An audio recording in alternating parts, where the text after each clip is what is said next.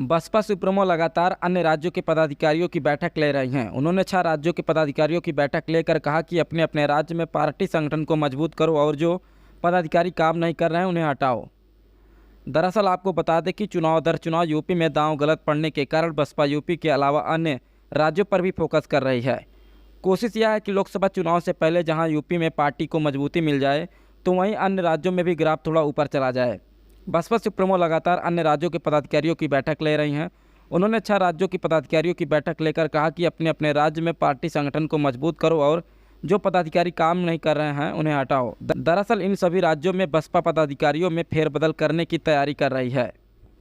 आगे आपको बताएं तो उत्तर प्रदेश विधानसभा चुनाव में बसपा चारों खाने चित हो गई। मात्र एक सीट पर बसपा उम्मीदवार को जीत हासिल हुई थी। इसके बाद हुए नगर निकाय चुनाव में भी यही हाल रहा। बसपा महापौर पद पर एक भी सीट नहीं जीत सकी, जबकि पिछले चुनाव में उसने 2 सीट जीती थी। अब बसपा अन्य प्रदेशों पर फोकस कर रही है। ऐसे में बसपा सुप्रीमो मायावती अब तक लखनऊ में ही 6 प्रदेशों के पदाधिकारियों की बैठक ले चुकी हैं। जानकारी के मुताबिक आपको बताएं तो दिल्ली, जम्मू कश्मीर और झारखंड के अलावा कर्नाटक, महाराष्ट्र व उत्तराखंड के पदाधिकारियों की बैठक में पार्टी आगे की तैयारियों पर जोर दिया जा रहा है। दरअसल मायावती जी का फोकस इन सभी प्रदेशों के दलित वोटरों पर है। उन्होंने इन सभी प्रदेश के पदाधिकारियों को भी कहा है कि इस वर्ग पर फोकस करो। वहीं आपको बताएं तो इन सभी राज्यों में यह वर्ग ऐसा है कि यदि बसपा पदाधिकारी इनके बीच जाएं तो इनका रुझान जरा सा भी बसपा की तरफ हो जाए तो बसपा वहां बेहतर स्थिति में होगी।